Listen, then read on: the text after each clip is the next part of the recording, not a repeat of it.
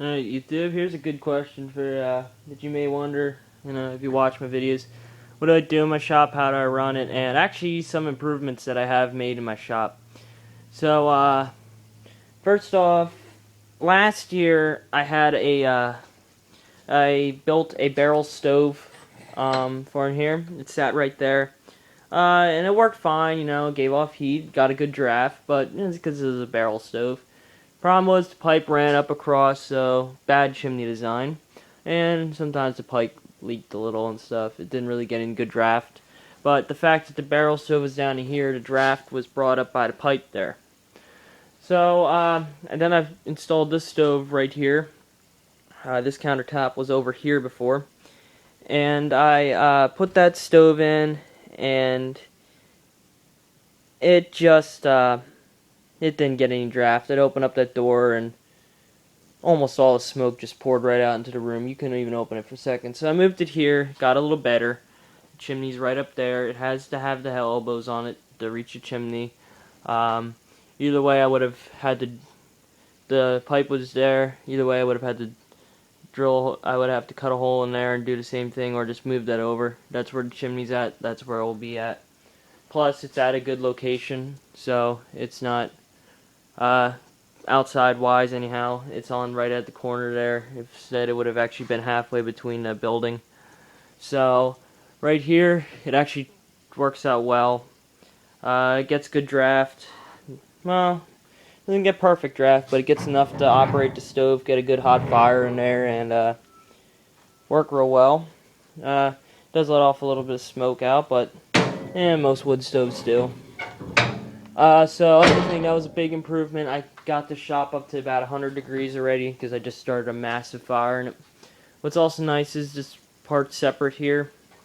And this was a good design because not only did it use this area, which is actually thinner steel, to actually use some of that heat that's from the firebox that usually just goes right up the chimney. It actually helps use some of that heat to radiate off.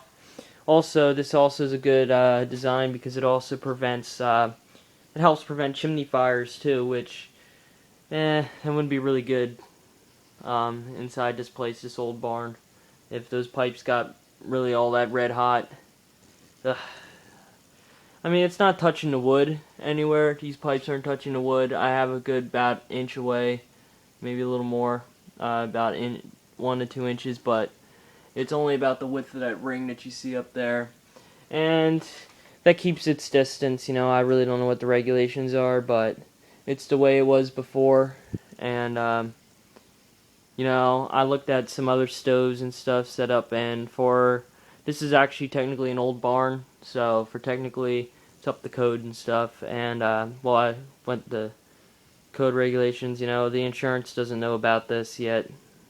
Hopefully they won't ever find out about it, because then if they found out that I put this stove in here, well, this would be my parents' problem because they're under the insurance. So if they found out that I have a wood stove in here, it wouldn't be the greatest thing.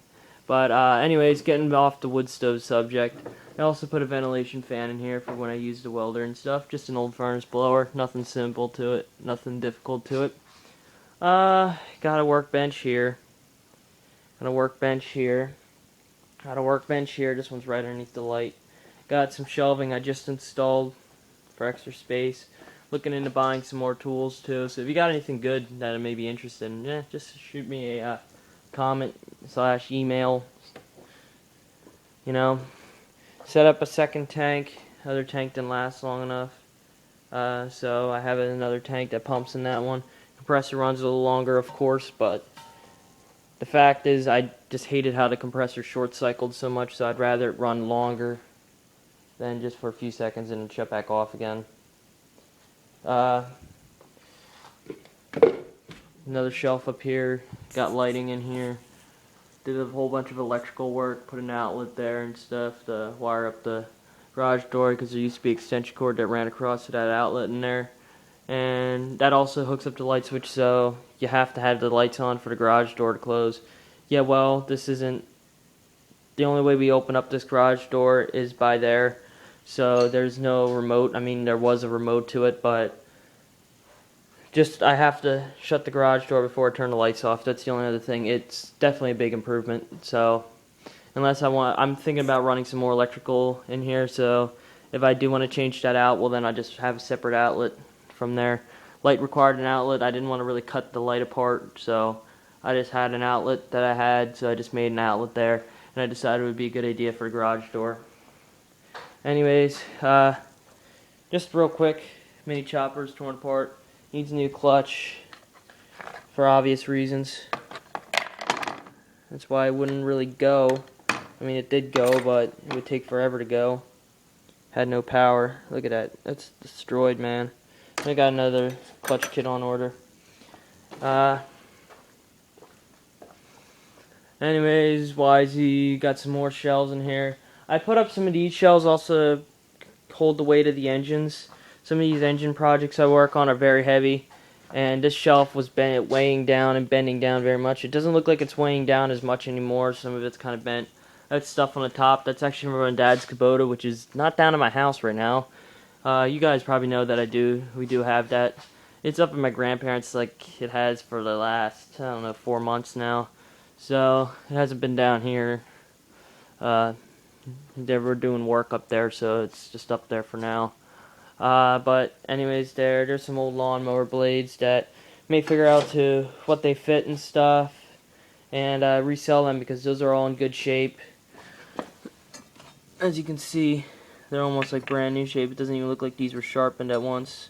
So what I will do is I'll sharpen these. I have a sharpener, well, not pneumatic, but it's a machine at Tech that once I go back at the Tech, we'll take these in and sharpen these up and then resell these blades because I really have no use. I think these were from my dad's old mower that he used to mow the lawn with.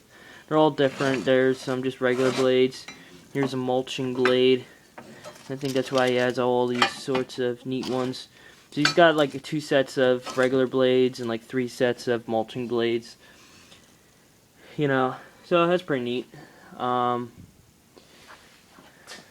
Just for that old lawn boy, I used to have a lawn boy mower and stuff. So there's some stuff in there. Push mower wheels, spare wheels, Tecumseh recoil. This is all just random shit. I gotta go through it and stuff.